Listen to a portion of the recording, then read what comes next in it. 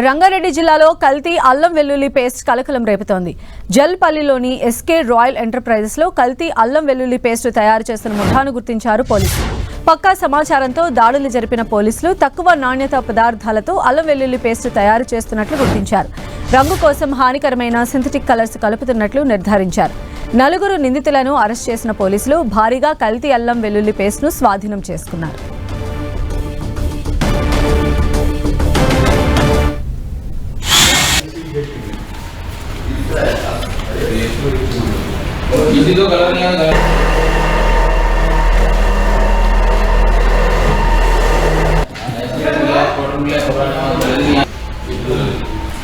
mission करना चाहे mission चालू